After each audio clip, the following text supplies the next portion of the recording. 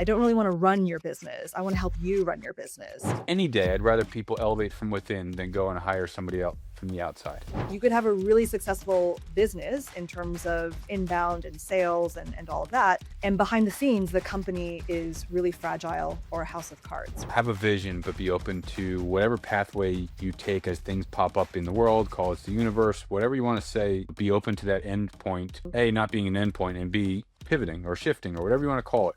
Welcome to Agency Bytes. I'm your host, Steve Guberman from Agency Outside, where I help agency owners build the business of their dreams.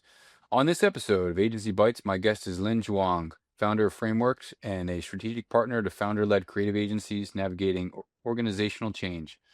With 20 plus years of experience as a former COO, built from the ground up in client services and agency leadership, Lynn launched Frameworks to build the sounding board and pop-up businesses partner that creative leaders rarely have but always need.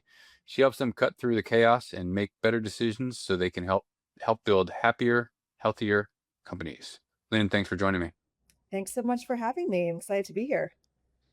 I'm excited to have you. We're taking another kind of twist of an angle on like what makes for a better agency. And let's start. And my kind of opener is give your background. Like, what was your journey towards getting to where you are now to running your own consultancy?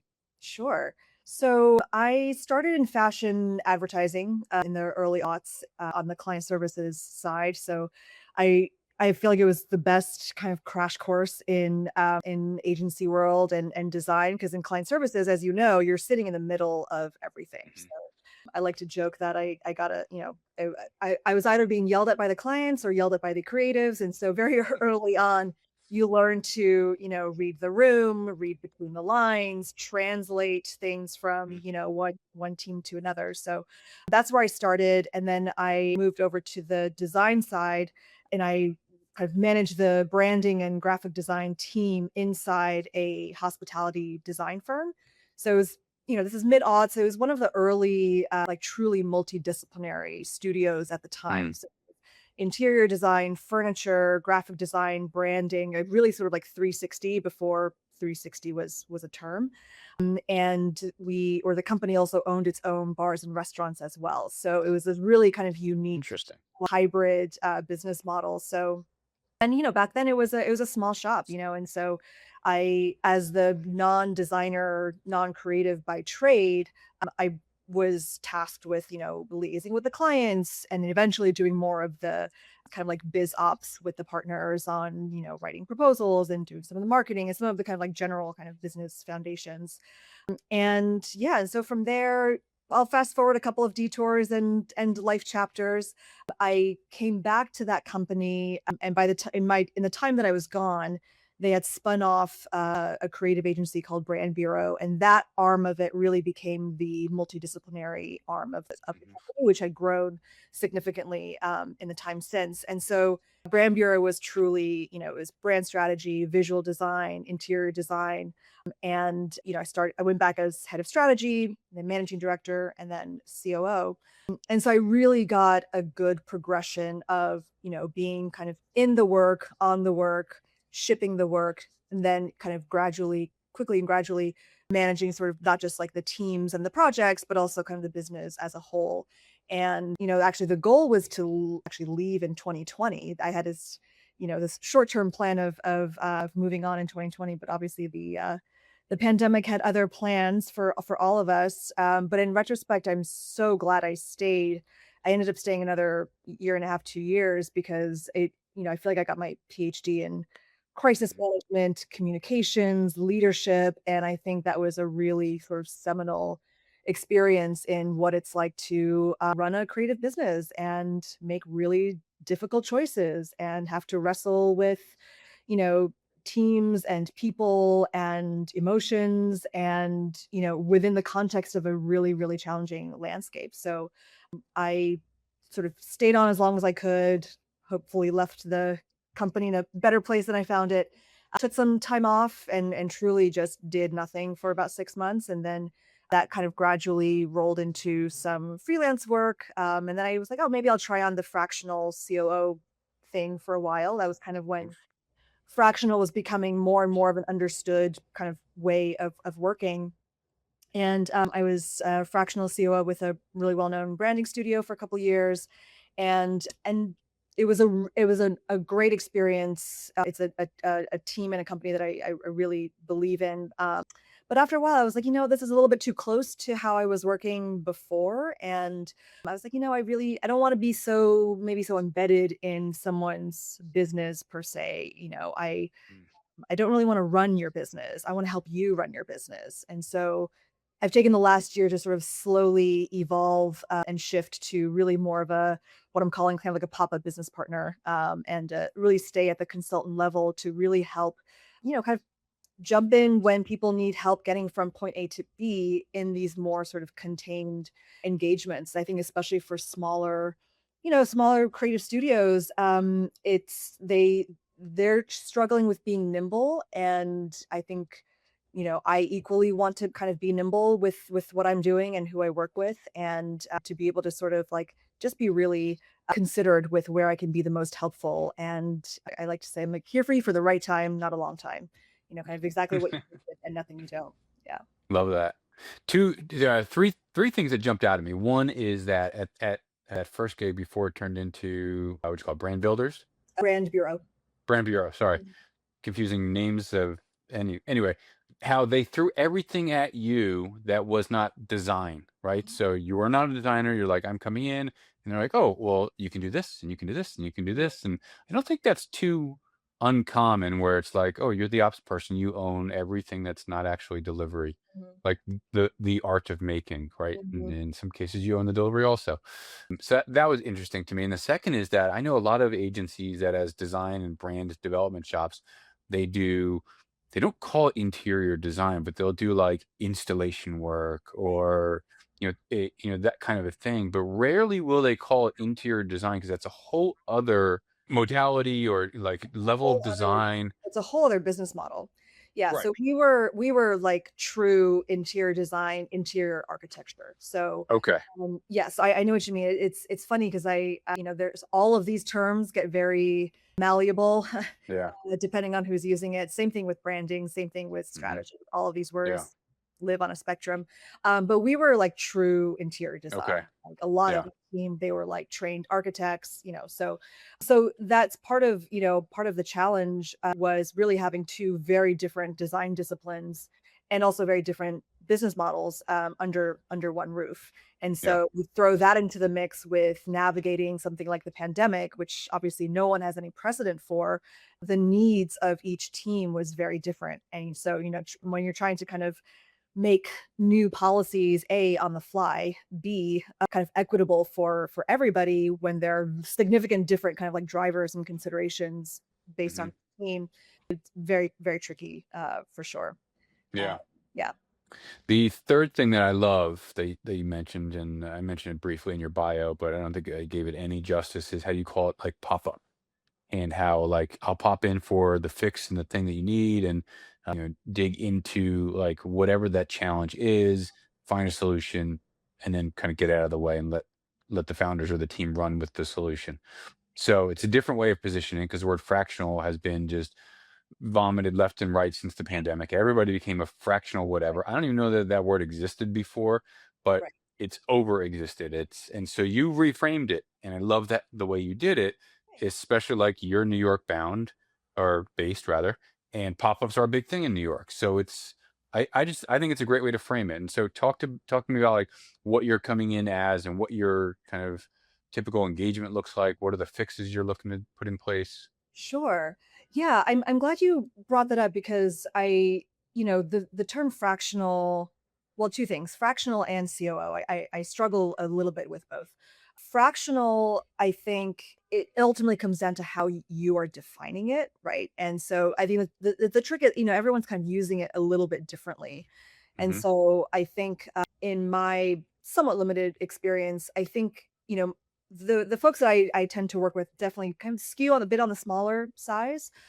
And I think even fractional can feel like a bigger lift than it necessarily needs to be, right? And Yeah. so, for studios that are, they know they need some support and they know they need help, certainly not full time, even a fractional just feels like a commitment. And I'm very conscious of the landscape we're in right now where everything feels really fragile, everything feels really volatile, and anything that feels like a commitment, everyone's like a little bit allergic to. And, and I think with operations, I both love and hate the word operations because I think it's the only word that kind of encompasses sort of the breadth of what we do in the space where it is kind of like touches a bit of everything. Where I struggle with it is that it can skew very tactical and very logistical, Yep. and that's certainly part of it. But the way that I work or what I do, it's a little, I don't want to say softer is not the right word, but it's more macro, and it is equally tactical and philosophical and cultural and really holistic in a way that I think a lot of like operations in quotes doesn't fully capture.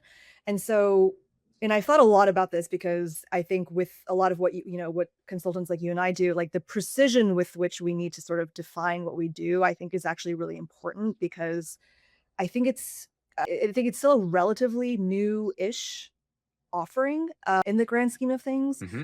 I think especially for for people that I work with that are very design focused, very craft focused, and the idea of like consulting or operations, they sound like very big words. And so I kind of was loosely playing around with pop-up business partner because that's kind of, what I like to kind of function as, like when you just need a second brain and a thought partner to kind of just like work it out. And sometimes it might yield a very specific output or a deliverable or a playbook or something. And sometimes it really just is like someone there to kind of like work it out, talk it through, and kind of hold your hand to get from point A to point B.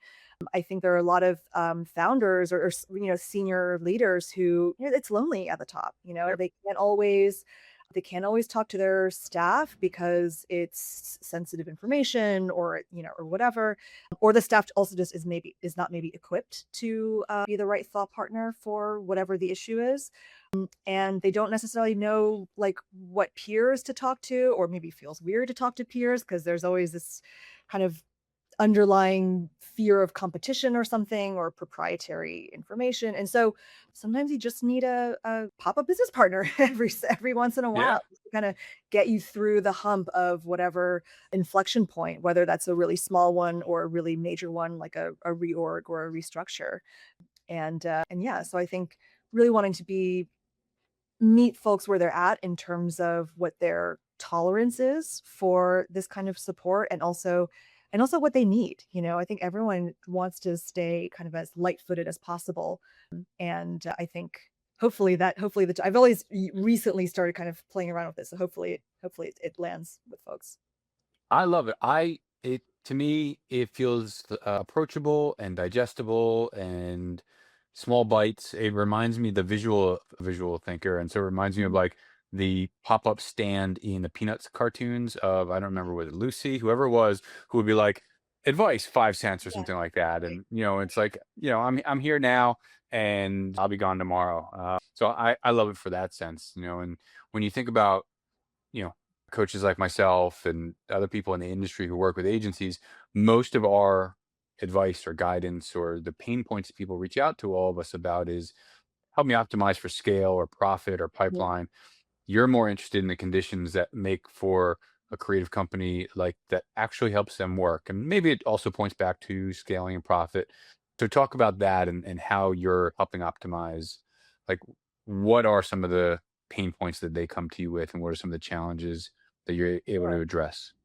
Yeah, I think there are a lot of businesses that kind of started accidentally, right? It's the super talented fill in the blank creative director, architect, whomever, who wanted to branch off on their own, and maybe they got to a certain level, at their previous companies and wanted to do their own thing. And then, organically, it's like next thing you know, you've got 5 people, 10 people, 20 people, and everything starts to feel a little bit unwieldy because you didn't really kind of plan for it.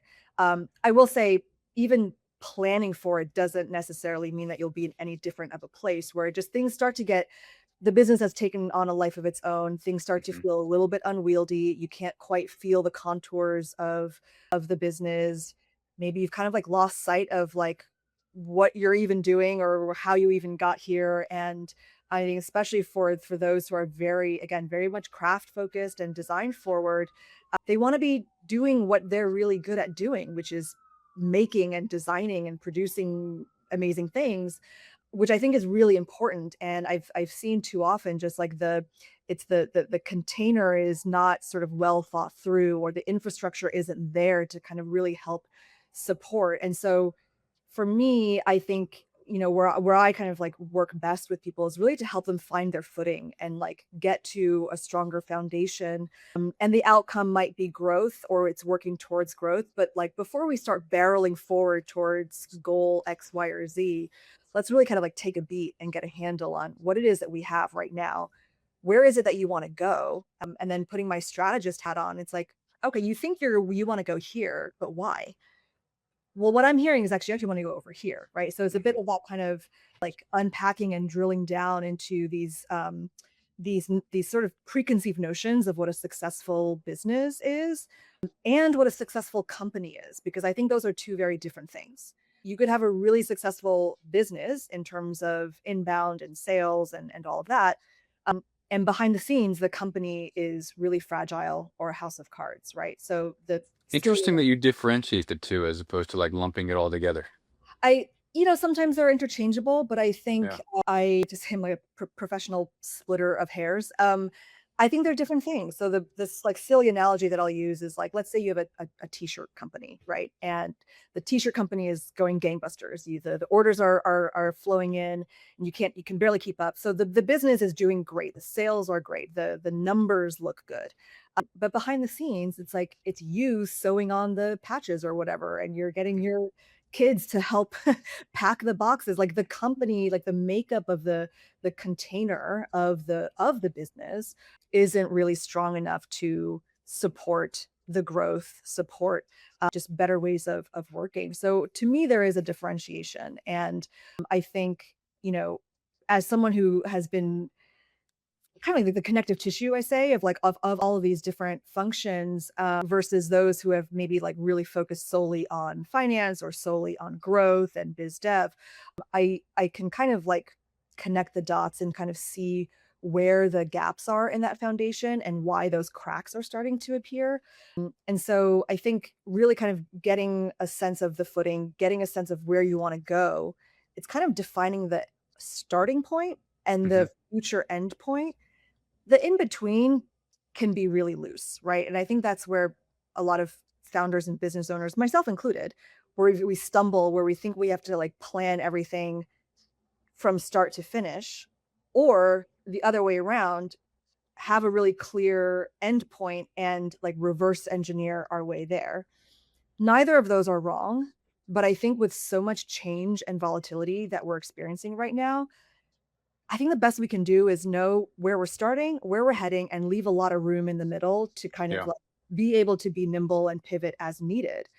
And with that, I think requires just a bit of handholding to kind of like help people reframe, ask different questions, ask better questions, and kind of like broaden their purview to kind of what the different pathways could be, and not be so fixated on a certain way of doing things.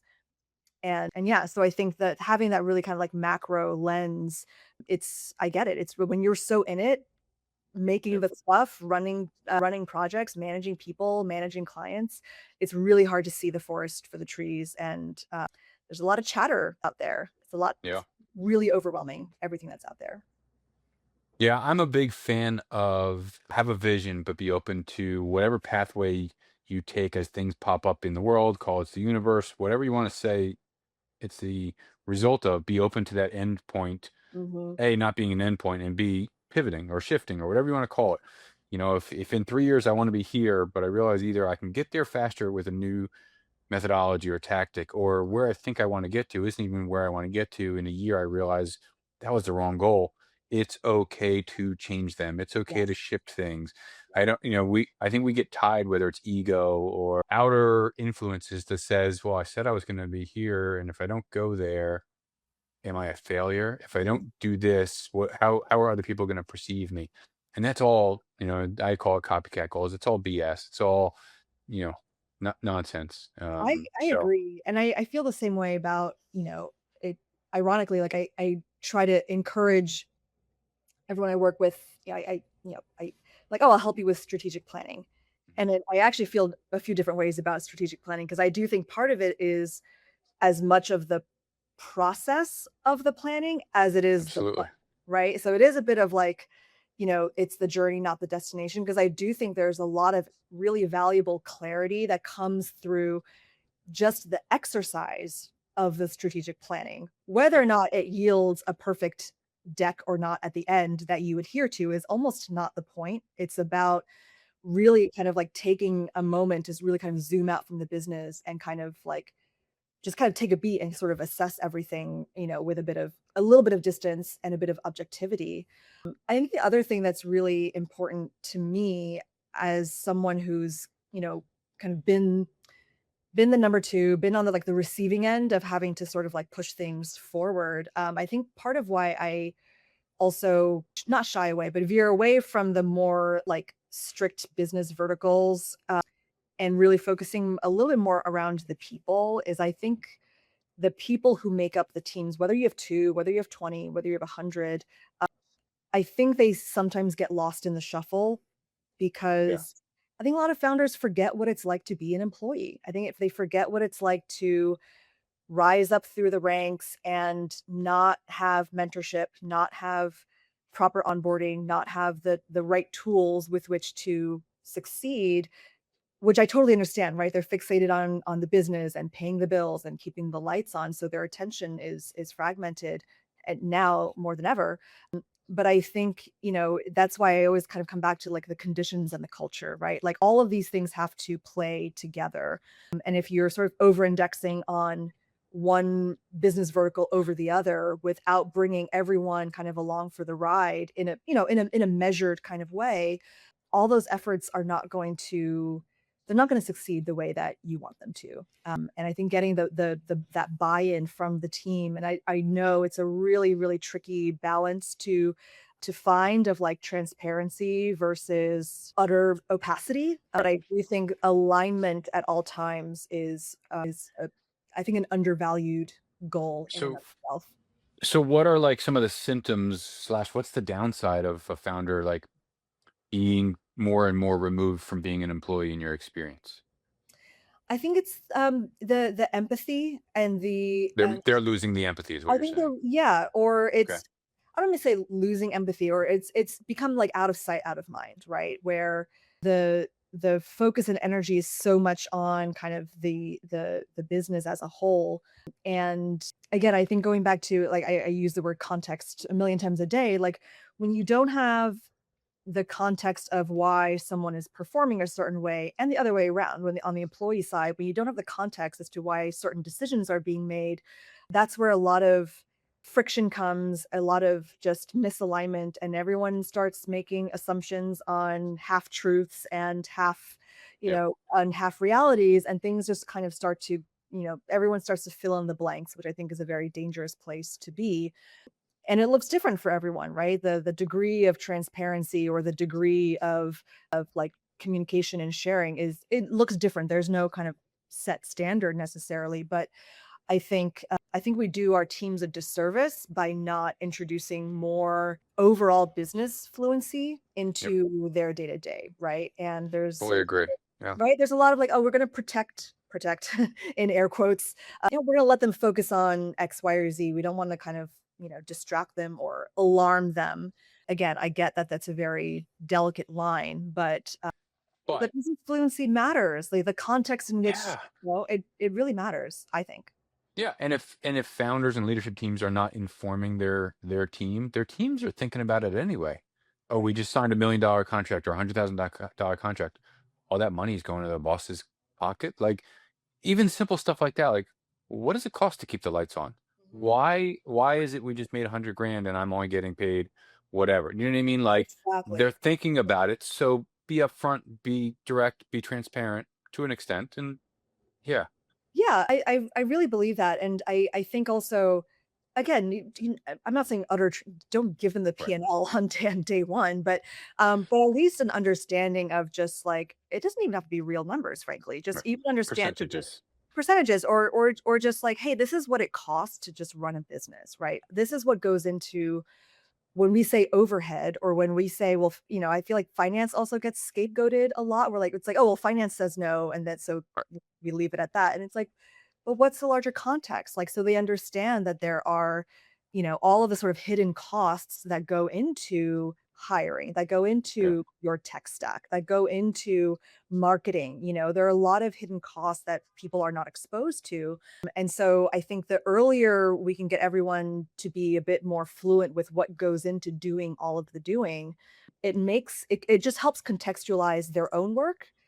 And I think it makes them better designers, better client services, better project managers. I really believe that they will then feel a bit more empowered to make better recommendations, for like, "Hey, I know," I can't think of an example, but like, "Hey, I know that we're struggling with, XYZ software or whatever." Knowing how we work and knowing sort of our constraints, like, "Hey, I came up with these ideas," or, "I found this other thing." Hmm. I think there's a lot of really valuable synergies that can come from just better communication and also just education for teams around what does our business ecosystem look like, Right. Yeah. uh, they're It always also helps nurture them through the ranks. Like the more they learn, the better, like eventually leaders they're going to become. yeah, And I'd rather, any day, I'd rather people elevate from within than go and hire somebody else from the outside. I So the more you're able to nurture them through, absolutely. yeah, whether they have aspirations to have their own business or not, even if they wanna just stay on the IC track, like, that all of that added context, I think, will Mhm. help it be a better version of whatever they're doing, right? And I think having, just a more holistic understanding of what it takes to run a creative project in the context of a creative business, in the context of this creative industry, all of that, like, can only be a positive sort of not feedback loop, but positive, contextual information with which they can Yeah. grow into better makers and creators. Yeah, love it. Absolutely. Right there with you, 100% on that same page from the entire like holistic view into a business. And the more you spoke, the more I'm like, "Oh yeah, the difference between the company and the business side of the company, two separate entities like Mhm. from how they can be perceived and how they can operate." So, I love the way that you approach how you work with your clients and kind of the framework that you bring to it and the experience that you have as, the fractional, the pop-up, the whatever COO, consultant advisor based on like the experience that you had. So super invaluable and I appreciate you sharing it with everybody. Thanks. I want to wrap up with a couple of random rapid fire questions, nothing to be nervous about. They're super painless. What's a small purchase under $50 that brought you way more joy than it should? Oh, under $50. God, I'm really stumped. I was too when somebody asked me. I was like, "What did I spend less than $50 on?" So I get it. I might say just, like, I think, like a fancy I love to cook, and I love to cook, and I love to entertain, so I think, like, a fancy pantry item is, like, very it's one of those, like, small luxuries where it looks nice on the Mhm. counter, it feels nice to use, so maybe that'll be my emergency cop out answer is Sold. fancy pantry items. What's a hill that you'll die on that has absolutely no consequence? I don't know that it doesn't have consequence per se, but I have several hills that I will die on. One of them is makers are not managers, are not mentors, are not leaders, are not visionaries. Those Mhm. are all different things. Some people can be 2 of 5, 3 of 5, 4 of 5, but I think we tend to conflate them all in a way that is, not effective. Interesting. That's a whole other topic we can dig into, kind of the jumping between any of those 5 or all of those 5 or none of those 5. So that's interesting. I Yeah. think it's the nuance. I think in the creative industry, sometimes we struggle with a lack of nuance, and coming from a being a professional overthinker, I'm like, I think I should just change my headline to be professional overthinker, but I think they're different because I think it they can misplace expectations. Yeah. I think professional overthinker will connect with a lot of people real quickly. Oh, me too. Yeah. Finally, what's the weirdest thing in your fridge or pantry? Weirdest thing in my fridge or pantry. I have a lot of fermented vegetables in my fridge. I don't know if that's weird per se, but yeah, I have a lot of fermented vegetables, a lot of fermented foods in Asian food. So I always have something lurking in the back. Very cool. Interesting. All right. Lynn, I am super grateful for your time, your experience, and what you're doing on the fractional side. So thank you so much for joining us and sharing all your information. Thank you so much. I mean, we could be here for hours. So I really appreciate you Easily. having me. And yeah, this was fun.